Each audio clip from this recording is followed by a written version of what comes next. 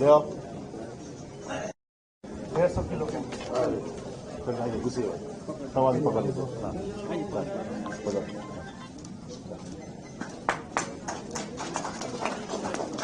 चल हटा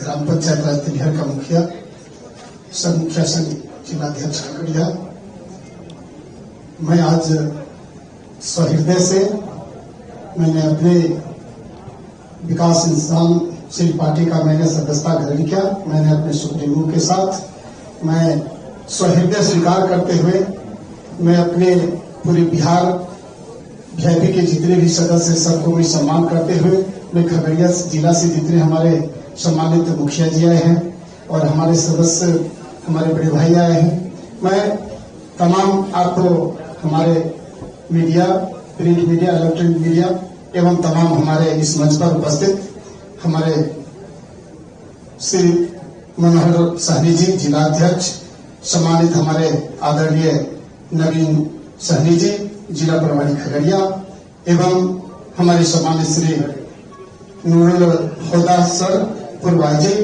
एवं हमारे सम्मानित गार्जियन स्वरूप डॉक्टर सुनील कुमार जी एवं श्री देव चौधरी राष्ट्रीय प्रवक्ता को मैं आज के दिन मैं सहृदय से और अपने श्रद्धा पूर्वक मैं अपने वीआईपी सुप्रीमो माननीय श्री मुकेश सहनी जी का सहृदय से मैं आज इनके चरण कमलों में मैं हृदय से और तनमन से मैं इस पार्टी के आज जो सदस्य ग्रहण कराए हमको, मैं इनको हृदय से नमन करता हूं, प्रणाम करता हूं।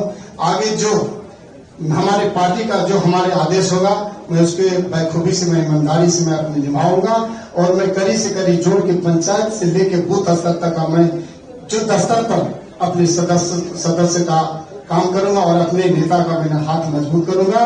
और दिल से मैं आभार प्रकट करता हूं पूरे वीआईपी के बिहार में जितने भी हमारे सदस्य है, सिपाही, मैं हृदय से मैं उनका भी नमन करते हुए मैं विशेष आज के मीटिंग में नहीं बोलते हुए जिस प्रकार मुझे आदेश दिया जाएगा मैं बखूबी से मैं निभाऊंगा। इतना ही कहा कि मैं तमाम मीडिया कर्मी और हमारे साथ जितने भी आए हुए हमारे साथी, हमारे बड़े भाई और हमारे मुखिया जी, मैं सबको दिल से मैं आभार प्रकट करते हुए मैं फिर से नमन करता हूँ। साथ साथ में अपनी बालों को विराम देते हुए मैं अपने सुप्रीमो के चरणों में फिर अपना नमन करते हुए मैं अपनी बालों को विराम देता हूँ। धन्यवाद।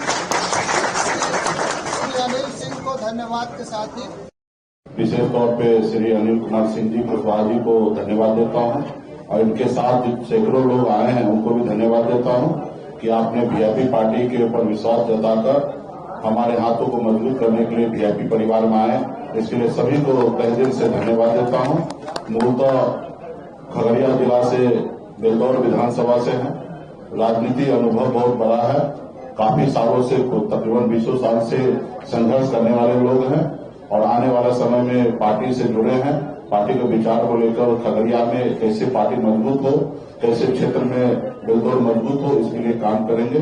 इसके लिए मैं उनके और उनके सारे साथी को बहुत बहुत धन्यवाद देता हूं। आप लोगों को कुछ पूछना है?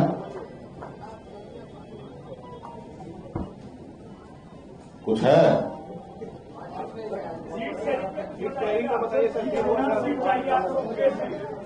सीट गठबंधन 243 सीट पर हम लोग लड़ रहे हैं और सीट शेयरिंग का भी हम लोग इंटरनल बैठक कर रहे हैं, लगातार बैठक कर रहे हैं। गठबंधन के सभी दल लोग कर रहे हैं और आप सबको जानकारी है कोऑर्डिनेशन कमेटी के अध्यक्ष हमारे श्री तेजस्वी प्रसाद यादव जी है। हमें इस मंच पे से बोलना उचित नहीं होगा। एक बार इंटरनल सब चीज क्लियर हो जाएगा और आप लोगों के बीच में बहुत जल्द आपके बीच में हम लोग आएंगे और कितना सीट पर कौन पार्टी लड़ेंगे वो आप लोगों को जानकारी दे देंगे।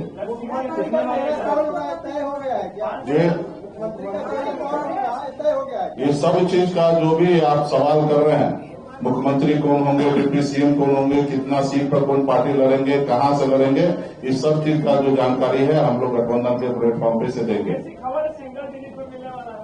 तो जो भी मिलेगा वो सब हम लोगों को सबको पता है और आने वाला समय में आप लोगों को जानकारी देंगे।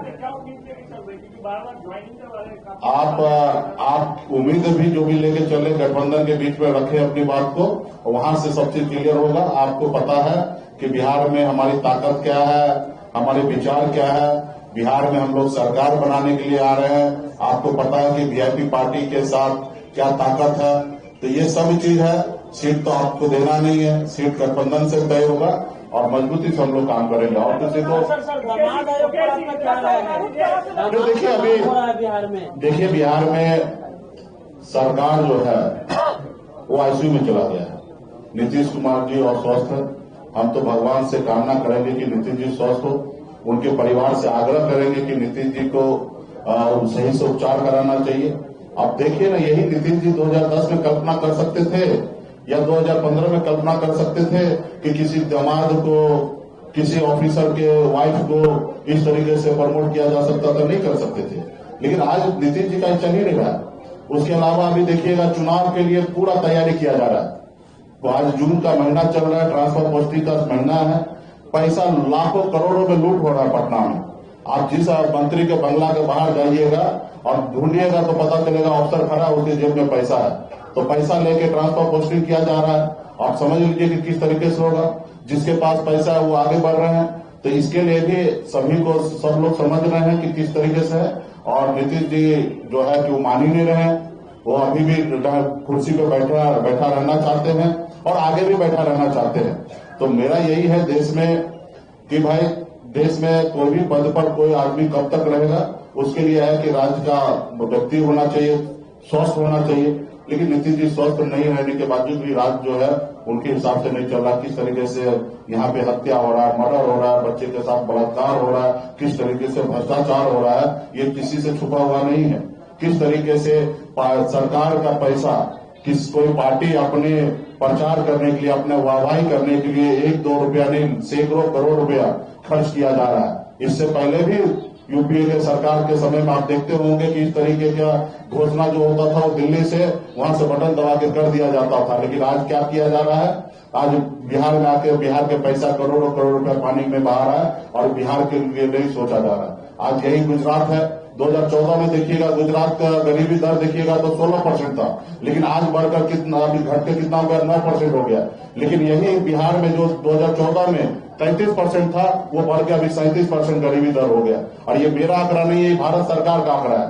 और ये खाली झूठ बोलने के लिए बिहार में आते हैं, भ्रम फैलाने के लिए आते हैं कि डबल इंजन की सरकार है। अगर डबल इंजन की सरकार होता तो आप बताइए 2014 में जो हमारे बिहार का गरीबी था उससे ऊपर हम कैसे चले गए? और वही गुजरात 2014 में जितने गरीबी रेखा में जो थे 16%, उससे घट के 9% पे कैसे आ गए? तो ये सवाल आने वाला समय में मोदी जी को देना चाहिए बिहार में आने के बाद। और बिहार के लोग अभी जागरूक हो चुके हैं और बिहार में इस बार परिवर्तन होगा और बिहार में महागठबंधन का सरकार बनना है। बहुत बहुत धन्यवाद। और तो यहाँ पे तो है ना, कुछ दल जो है सामने से गठबंधन में है और कुछ दल जो है संगठन जो पर्दे के पीछे से गठबंधन में है। और भाजपा जेडीयू के सब लोग ही बोल रहे हैं, हम तो नहीं बोल रहे हैं कि किस कोटा से। बताइए आरएसएस का भी कोटा है। ये इससे पहले तो हम लोगों को नहीं जानकारी था। हम लोग को तो पता है यूनिवर्सिटी पे कब्जा हो गया है आरएसएस का, जितने भी संस्थान है उस पर कब्जा हो रहा है। लेकिन कोई सुनने के लिए तैयार नहीं था। वो लगता था लोगों को कि भाई ये विपक्ष में है और ये आरोप लगा रहे हैं। लेकिन अभी तो जो सत्ता पक्ष में वही बता रहे हैं कि आरएसएस के कोटा से जा रहा है। अब बताइए, संवैधानिक पद है ये, आयोग वगैरह सब चीज है, ये संवैधानिक पद है। यहाँ पे जो भी व्यक्ति हो वो न्यूट्रल होना चाहिए, किसी दल के बारे में नहीं सोचना चाहिए। वो अपने राज्य के प्रति, नागरिक के प्रति सोचना चाहिए। अगर वहां पे अगर आरएसएस के लोग अगर पहुंच रहा है तो निश्चित तौर पे वो आरएसएस के एजेंडा पे बात करेंगे, आरएसएस के बारे में बात करेंगे। तो आने वाला समय में हम लोग काम करने के लिए जाएंगे। आने वाला अभी भी आप देखिएगा बिहार में जिसके पास पैसा है, जिसके पास पहुंच है, जो अच्छे परिवार से आते हैं उनको अच्छी जगह पोस्टिंग हो रहा है। वही गरीब है, एससी है, ओबीसी है, अति पिछड़ा है, उनको ढकेल किसी ब्लॉक में बैठा देता है, किसी गांव में उनको भेज दिया जाता है। लेकिन वही जिसके पास पैसा है, जिसकी पहुंच है, उनको पटना में पोस्टिंग करता है। उनको तनख्वाह के अलावा 16% अतिरिक्त पैसा उनको मिलता है। तो ये सारे चीज को भी आने वाले समय में परसों हम खुलासा करेंगे। और बिहार में अभी सही नहीं चल रहा है। इस सरकार को, बिहार के हर नागरिक को, हर व्यक्ति को जवाबदेही बनता है कि इसको बदले। और आप सभी मीडिया के साथी से भी आग्रह करता हूं, इसमें आप लोग भी हमारा सहयोग कीजिए। वो सब जानकारी देंगे, चुनाव लड़ेंगे और जहां से भी लड़ेंगे आपको जानकारी देंगे। बहुत बहुत धन्यवाद आपको।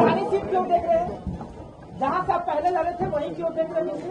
हम 243 सीट है, सुरक्षित सीट छोड़कर बिहार में कहीं से भी लड़ सकते हैं। मुकेश सहनी जी कहाँ से लड़ रहे थे? हाँ? अच्छा लाइए आप थैंक यू वेरी मच। आप लोग चाय के लिए प्रस्थान कर सकते हैं। खगड़िया से आए हुए हमारे कुछ साथी इंडिविजुअली मिलके फ्लावर देना चाहते हैं, स्वागत करना चाहते हैं, कृपया एक एक करके आ जाए।